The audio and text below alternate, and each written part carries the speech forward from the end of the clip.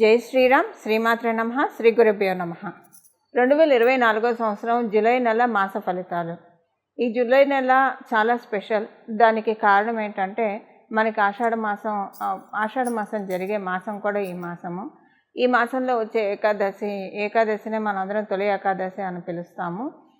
శాస్త్ర ప్రకారంగా ఈ మాసంలోనే సూర్యనారాయణమూర్తి ఆయనాన్ని మారుస్తారు. అంటే ఈనాడు ఉత్తరాయణంలో ఉన్న సూర్యనారాయణమూర్తి ఈ తొలి ఏకాదశి నుంచి దక్షిణాయన పుణ్యకాలం ప్రారంభమవుతుంది. ఈ దక్షిణాయన పుణ్యకాలం యొక్క విశిష్టత మరియు సూర్యనారాయణమూర్తి దక్షిణాయనంలో అంటే ఈ మాసంలో కర్కాటక రాశిలో ప్రవేశించడం వల్ల దక్షిణాయన పుణ్యకాలం ప్రారంభమవుతుంది. దక్షిణాయన పుణ్యకాలం అంటే దేవతలకి రాత్రి సమయము. వీటి గురించి మళ్ళీ మనం ఒక వీడియోలో సపరేట్గా తెలుసుకున్నాం. ఏ పరిహారాలు చేస్తే ఈ దక్షిణాయన పుణ్యకాలం అంటే సూర్యుడు ఒక రాశి నుంచి ఒక రాశిలోకి మారేప్పుడు డెఫినెట్గా ఒక మంచి సిగ్నిఫికెన్స్ ఉంటుంది.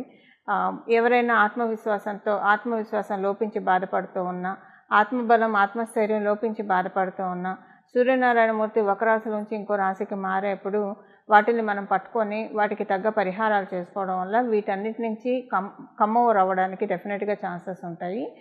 అయితే ఇప్పుడు ఇంకా స్పెషల్, ఎందుకంటే దక్షిణాయన పుణ్యకాలం కూడా ప్రారంభమవుతుంది కాబట్టి. అసలు ఈ నెల మాస ఫలితాలు మనం తెలుసుకోవడానికి ముందుగా ఈ నెల ఈ ఫలితాన్ని ప్రసాదించే గ్రహదేవతలు అసలు ఏ రాశుల్లో ఉండి ద్వాదశ రాశుల వాళ్ళకి ఎలాంటి ఫలితాన్ని ప్రసాదించబోతున్నారు, ఈ విషయం ఒకసారి మనం చూద్దాము. అన్ని రాశుల్లోకి ప్రథమ రాశి అయిన మేషరాశి అధిపతి అయిన మంగళ సంచారం జరుగుతూ ఉంది. ఆయన ఈ నెల 12వ తారీఖు వరకు కూడా మంగళ్ అక్కడే ఉంటారు, మేషరాశిలోనే ఉంటారు. 13వ తారీఖు నుంచి మేషరాశి నుంచి వృషభ రాశిలోకి మూవ్ అవుతారు. అక్కడ గురు భగవానుడు సంచారం జరుగుతుంది వృషభ రాశిలో. మిథున రాశిలో రవి బుధ శుక్రుల సంచారము. బుధదేవుడు మిథున రాశి నుంచి 7వ తారీఖు తర్వాత నుంచి కర్కాటక రాశిలోకి అడుగు పెట్టబోతూ ఉన్నారు. అలాగే సూర్యనారాయణమూర్తి ఈ నెల 17వ తారీఖు నుంచి కర్కాటక రాశిలోకి ఎంటర్ అవుతున్నారు. అదే మనం తొలి ఏకాదశి, ఆ రోజు మనకి తొలి ఏకాదశి. అలాగే శుక్రాచార్యుల వారు 20వ తారీఖు తర్వాత నుంచి మిథున రాశి నుంచి కర్కాటకంలోకి ఎంటర్ అవుతూ ఉన్నారు. కేతు భగవానుడు కన్యారాశిలో సంచారము, వక్రించిన శనీశ్వరుడు కుంభరాశిలో సంచారము, అలాగే రాహు భగవానుడు మీనరాశిలో సంచారము. ఈ మాసంలో చాలా విశేషాంశాలు ఉన్నాయి. మొదటి విశేషాంశం అంటే దక్షిణాయన పుణ్యకాలం ప్రారంభమవుతుంది. ఉత్తరాయణ పుణ్యకాలం ఎంత పవిత్రమైనదో దక్షిణాయన పుణ్యకాలం కూడా అంతే పవిత్రమైనది. దీనికి విడిగా మనం ఒక వీడియో తెలుసుకుందాము. అసలు సూర్యనారాయణమూర్తి దక్షిణాయన పుణ్యకాలం ప్రారంభమైనప్పుడు ఎలాంటి పరిహారాలు చేసుకోవాలి, ఇవన్నీ మనం విడిగా మాట్లాడుకుందాము. అలాగే ఈ మాసంలో ఇంకొక ప్రత్యేక గ్రహస్థితి ఏంటంటే గురుమంగళ యోగము. ద్వాదశ రాశుల వాళ్ళకి కూడా వృషభ రాశిలో గురుదేవునితో కలయిక వల్ల ఏర్పడుతూ ఉంది. ఇది కూడా చాలా ప్రత్యేక అంశం అని చెప్పాలి. అందున ఇప్పుడు శనీశ్వరుడు వక్రించినప్పుడు ఇలాంటి యోగాలు ఏర్పడటం చాలా మంచిది, ఇంకా యోగదాయకంగా ఉంటుంది ద్వాదశ రాశుల వాళ్ళకి. ఏ విషయాల్లో ఇది యోగిస్తుంది, అసలు మీ జన్మజాతకంలో ఎలా ఉన్నా ఈ యోగాన్ని ఒడిసిపట్టుకోవాలంటే ఏం చేయాలి, దీని గురించి మనం విడిగా ఒక వీడియోలో మాట్లాడుకుందాం. ఇప్పుడు ప్రస్తుతం మనం ఈ మాసం యొక్క ఫలితాలు తెలుసుకునే ప్రయత్నం చేద్దాం. మాస ఫలితాలు తెలుసుకోవడానికి ముందుగా ద్వాదశ రాశుల వాళ్ళందరూ కూడా ఈ నెల ఎక్కువగా అంటే మీరేమైనా మంత్రానుష్ఠానం తీసుకుంటే ఆ మంత్ర జపం చేసుకోవడానికి ప్రయత్నించండి. ఎక్కువగా మెడిటేషన్ కావచ్చు, లేదా మనసులో భగవన్ నామస్మరణ చేసుకోవడానికి మీ నిత్యదైనందిన జీవితంలో మీ పనులు మీరు చేస్తూ భగవన్ నామస్మరణ ఎక్కువగా చేయడానికి ప్రయత్నించండి. ఎందుకంటే ఇది చాలా మంచి శుభ సమయం. ఈ మాసంలో చేసే జపాలు కావచ్చు, దానము కావచ్చు, తపస్సు కావచ్చు, ఏదైనా కూడా చాలా సత్వరంగా ఫలితాన్ని ఇస్తాయి. మీ ఇష్టదైవాన్ని, కొంచెం మీ కులదైవాన్ని, మీ ఇష్టదైవాన్ని, మీ గ్రామదైవాన్ని, మీ ఇలవెలుపుని ఈ మాసంలో ఎక్కువగా పట్టుకోవడానికి ప్రయత్నించండి. దానికి కారణం ఏంటంటే సూర్యనారాయణమూర్తి దక్షిణాయన పుణ్యకాలంలోకి ఎంటర్ అవబోతున్న గడియలు కాబట్టి ఎక్కువగా భగవద్ ఉపాసన. ఎందుకంటే ఈ మాట ఎందుకు చెప్తున్నానంటే దక్షిణాయన పుణ్యకాలము దేవతలకు రాత్రి సమయం, ఉత్తరాయణ పుణ్యకాలం దేవతలకి పగటి సమయం. ఈ దక్షిణాయన పుణ్యకాలంలో దేవతలకి రాత్రి సమయం కాబట్టి కొంచెం ఈ 6 నెలలు కూడా ఆరోగ్యపరంగా మరియు ఆత్మస్థైర్యం, ఆత్మబలం పరంగా వీటన్నిటి నుంచి అంటే సూర్యనారాయణమూర్తి మెల్లమెల్లగా భూమికి దూరంగా జరిగిపోయే సమయము.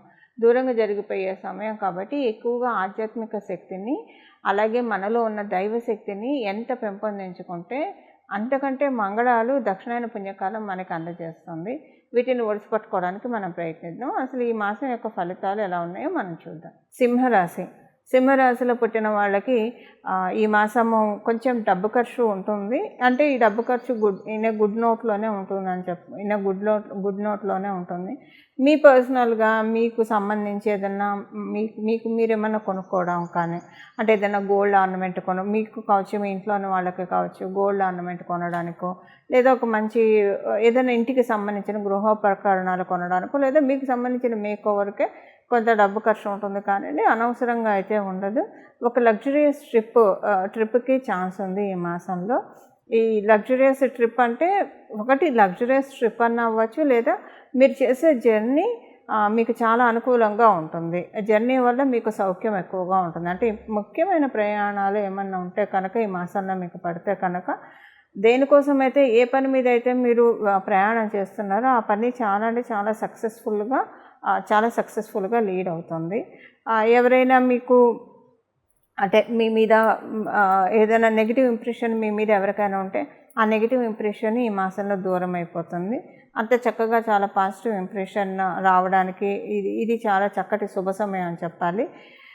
బ్యాంకులో కొత్తగా ఈ మాసంలో అంటే కొంతమంది బ్యాంక్ అకౌంట్లు చేంజ్ అంటే వేరే బ్యాంకులో కూడా సేవింగ్స్ చేద్దామని బ్యాంక్ అకౌంట్ ఓపెన్ చేద్దామని అనుకుంటారు, లేదా కొత్తగా బ్యాంక్ అకౌంట్ ఓపెన్ చేద్దామని అనుకున్నా, లేదా బ్యాంకులో ఎఫ్డీలు వేయాలని అనుకున్నా ఈ మాసం వరకు వీటికి అంత అనుకూలమైన సమయం కాదు. ఈ మాసం వరకు వీటిని పోస్ట్పోన్ చేయడం మంచిది, ఉత్తమము.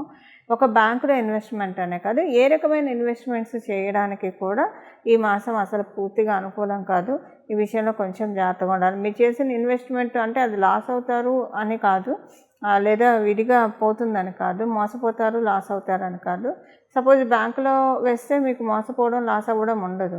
కానీ అక్కడ వేసినా కూడా మీరు వేసిన వెంటనే అది ఏదో ఒక పరంగా తీసేయాల్సి వస్తారు, ఏదో ఒక ఖర్చు చాలా అన్ఎక్స్పెక్టెడ్గా. సో వేయకపోవడం ఈ మాసం వరకు సేవింగ్స్ ఇన్వెస్ట్మెంట్స్ ఈ మాసం వరకు స్విచ్ ఆన్ చేయకపోవడమే మంచిది. అది పూర్తిగా అనుకూలతను ఇవ్వరు కాబట్టి. ఉద్యోగస్తులకి చక్కటి శుభ సమయము, చాలా మంచి శుభ సమయం. ఉద్యోగస్తులందరికీ కూడా జీవం పడుతుంది. మీ ఉద్యోగ స్థానంలో మంచి గుర్తింపు గౌరవం ఉంటుంది. మీరు ఏ హైక్ కోసం అయితే ఎదురు చూస్తున్నారో ఆదాయపరంగా ఎలా ఉంటే మీకు బాగుంటుందని మీరు భావిస్తున్నారో అలాంటి చక్కటి మార్పులన్నీ కూడా ఈ మాసం చోటు చేసుకుంటాయి. వ్యాపారస్తులకి అసలు చాలా అంటే చాలా శుభ సమయము. వక్రించిన శనైశ్వరుడు మీకు సప్తమ స్థానంలో సంచారం చేస్తూ ఉన్నారు. చాలా గుడ్ పీరియడ్ వ్యాపారస్తులకి. అంటే ఫైనాన్షియల్గా చాలా మంచి మార్పులు చూస్తారు వ్యాపారస్తులందరూ కూడా. ఇక సీనియర్ సిటిజన్స్కి కూడా చాలా మంచి శుభ సమయము. మీరు ఎవరైనా ప్రెగ్నెంట్ లేడీస్ ఉంటే, అంటే మీరు సింహరాశి సింహలగ్నంలో పుట్టి ప్రెగ్నెంట్ లేడీస్ ఉంటే కనుక మీరు అంటే ఏదైనా మనీ కోసం ఎదురు చూస్తూ ఉంటారు. అంటే మీ హస్బెండ్కి హైక్ వస్తే బాగుండు, లేదా మీకు ఎక్కడి నుంచి అయినా అమౌంట్లు రావాల్సి ఉండి రాక మీరు ఫీల్ అవుతూ ఉంటే కనుక వస్తే బాగుండని, అలాంటివి ఈ మంత్లో రిలీజ్ అవ్వడానికి అవకాశం ఉంటుంది. అంటే ఒక మాటలో చెప్పాలంటే గర్భిణీ స్త్రీలకి ఆనందం కలిగించే అంశాలు కొన్ని ఈ మాసంలో చోటు చేసుకుంటాయి. ఇవి ఈ మాసం యొక్క ఫలితాలు సింహరాశిలో పుట్టిన వాళ్ళకి. చూశారు కదండి మన ఫలితాలు, మీ రాశి వాళ్ళకి ఎలాంటి ఫలితాలు ఉన్నాయని. ఇప్పుడు పరిహారం మనం చూద్దాము. ఈ పరిహారము ఈ మాసంలో ఎక్కువగా ప్రతిరోజు కూడా సూర్యనారాయణ మూర్తికి సంబంధించిన స్తోత్రాలు చదవడము, సూర్య నమస్కారం చేయడము, అర్ఘ్యప్రదానం చేయడము ఇది చాలా మంచి ఫలితాన్ని ఇస్తుంది. మీలో ఎవరికైనా యోగా చేసే అలవాటు ఉంటే మంచిది.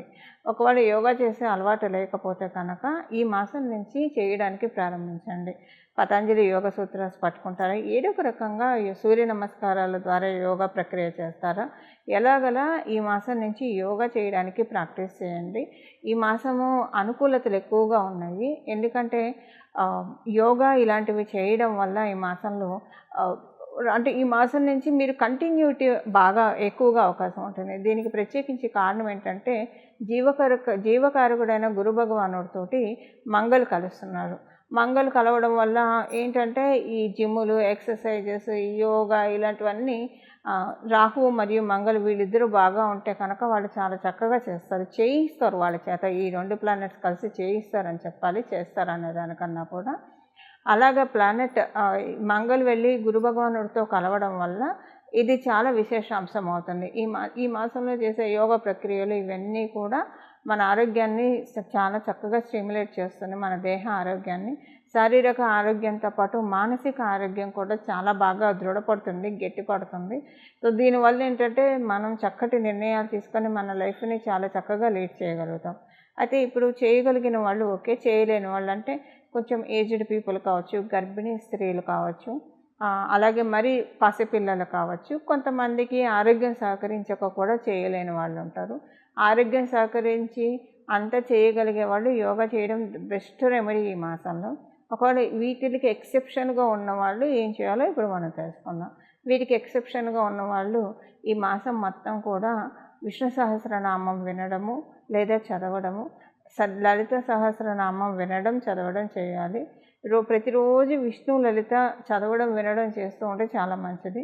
ప్రతిరోజు వినడం చదవడం కుదరకపోయినా విష్ణు సహస్రనామాలు అయితే రోజు కుదరకపోతే బుధవారం శనివారం వినడానికి చదవడానికి ప్రయత్నించండి. ఏకాదశి తిథి ఈ 3 రోజుల్లో వినడం, అంటే ఏకాదశి తిథి రోజు మరియు ప్రతి బుధవారం ప్రతి శనివారం వినడానికి ప్రయత్నించండి. రోజు వింటే చాలా మంచిది. కుదరని పక్షంలో లలిత సహస్రనామం రోజు వినడానికి కుదరకపోతే, రోజు చదవడానికి కుదరకపోతే అష్టమి నవమి తిథుల్లో, అలాగే శుక్రవారం మంగళవారం, ప్రతి శుక్రవారం ఈ మాసంలో వచ్చే ప్రతి శుక్రవారం ప్రతి మంగళవారం మరియు అష్టమి నవమి తిథుల్లో చదవడానికి వినడానికి ప్రయత్నించండి. ఇలా చేయడం వల్ల చాలా మంచి అంటే చాలా మంచి ఫలితాన్ని మీరు చూస్తారు. మెయిన్ ఏమవుతుందంటే ఇది ట్రాన్స్ఫర్మేషన్ సమయం అని చెప్పాలి.